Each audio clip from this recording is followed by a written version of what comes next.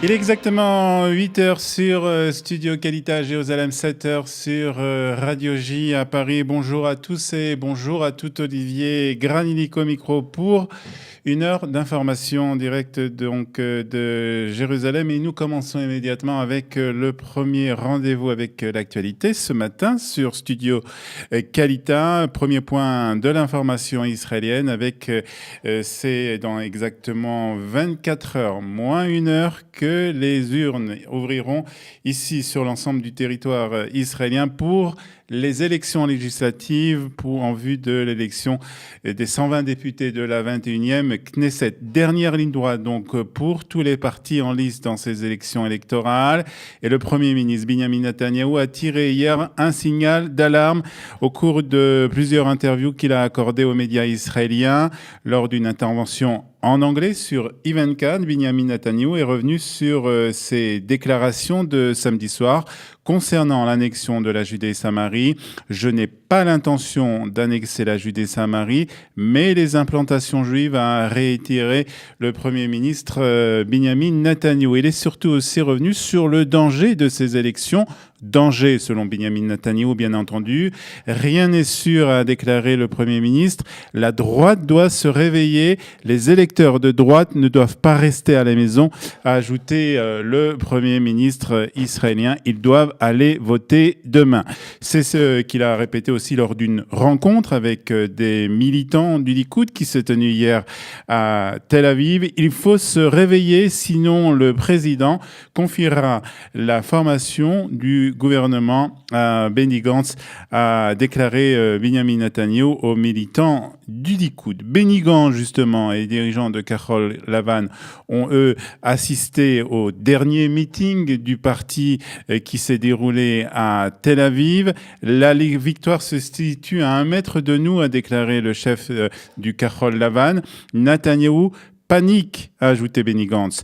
Le parti a reçu hier l'appui de 2 anciens du Likoud, Shaul Mofaz, qui était ministre de la Défense dans un gouvernement Likoud, et de l'ancien ministre de la Justice, et lui-même Likoud, dans une grande famille, on va dire, du Likoud. Il s'agit de Dan Meridor. J'ai beaucoup de mal avec ce qui se passe actuellement au Likoud, a déclaré l'ancien garde des Sceaux, le ministre de la Justice, donc Dan Meridor. Benny Gantz a, quant à lui, déclaré qu'il était persuadé que le président de l'État l'appellerait en premier pour former la prochaine coalition.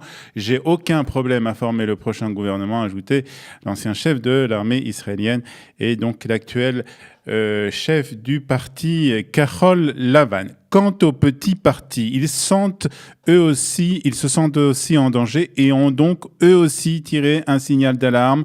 Netanyahou a décidé d'effacer le parti Yamin Hadash pour former un gouvernement de la paix, entre guillemets, avec Lapid et Gantz. C'est ce qu'a écrit hier Naftali Bennett sur son compte Facebook. Il a appelé les électeurs du Yamin Hadash à se mobiliser et à se réveiller, à voter Noun, la lettre qui représente le parti lors de ces élections qui débuteront donc demain. Même son de cloche pour Aryeh Deri et son parti Chasse. Netanyahou est un ingrat, a déclaré le ministre de l'Intérieur devant des militants à Ashdod. Nous le soutenons depuis les débuts et aujourd'hui, il essaye de nous voler des voix. C'est de l'ingratitude, a déclaré le chef du parti Chasse. Chasse est en danger, a conclu Aryeh Deri. Puis ajoutons aussi que l'armée a décidé de la fermeture hermétique des territoires à partir de cette nuit, cela pour 24 heures. L'entrée ou la sortie des Palestiniens est totalement interdite. Pour être tout à fait complet, sachez que certains soldats ont déjà commencé à voter. Il s'agit de soldats qui servent dans des unités d'élite et qui ne pourront pas voter demain parce qu'ils seront en exercice. Ce sont donc les premiers Israéliens à voter sur le territoire israélien. Les diplomates israéliens à travers le monde ayant déjà rempli leur droit électoral il y a une dizaine de jours. Voilà ce que nous pouvions dire ce matin sur cette campagne électorale et sur ces élections qui se dérouleront demain. Demain soir, soirée élection spéciale sur Studio Kalita. Rejoignez-nous à partir de 21h45 heure d'Israël pour les premières estimations, les premiers résultats et les premiers commentaires. Grande soirée électorale donc demain sur Studio Kalita à partir de 21h45. Déclaration maintenant plutôt surprenante de la part d'un dirigeant arabe. En effet, le chef de la diplomatie omanaise a appelé les pays arabes à prendre des initiatives afin d'apaiser les craintes d'Israël concernant son futur au Moyen-Orient. Je pense que nous, Arabes, devons être capables d'examiner cette question et essayer d'apaiser les craintes d'Israël à travers des initiatives et de vrais accords entre Israël et nous. C'est ce qu'a affirmé Youssef Ben Aloui Ben Abdallah, qui est le ministre omanais des Affaires étrangères.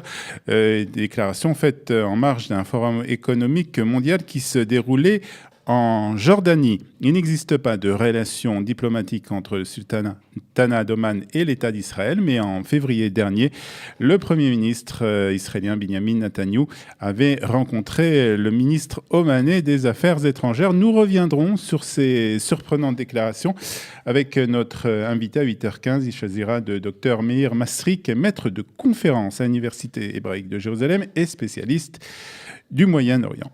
Les prisonniers sécuritaires palestiniens incarcérés dans les prisons israéliennes ont entamé hier une grève de la faim sans limite de temps pour protester contre la détérioration, disent-ils, des conditions de détention dans les prisons. Ils protestent en effet contre la répression exercée à leur rencontre de l'usage illicite des téléphones cellulaires.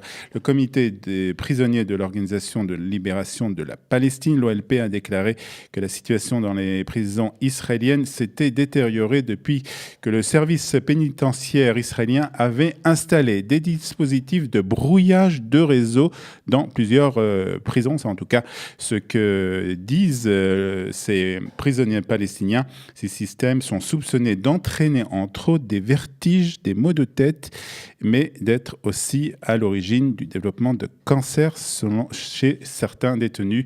Le ministre de la Sécurité intérieure, Gilad Erdan, a cependant affirmé sur Twitter samedi soir que le réseau cellulaire en prison n'avait pas été brouillé. Les prisonniers exigent aussi le droit de visite pour leur famille de la bande de Gaza. Voilà, c'est la fin de ce premier journal sur Studio Kalita. Nous terminons bien entendu comme chaque jour par la météo israélienne avec le soleil qui est de retour en Israël avec 21 degrés à Tel Aviv, 23 Haïfa, 32 degrés à la mer Morte, 30 degrés à Eilat et 21 degrés aujourd'hui à Eilat. Et le soleil sera aussi au rendez-vous demain pour cette journée élection qui est une journée chômée ici en Israël.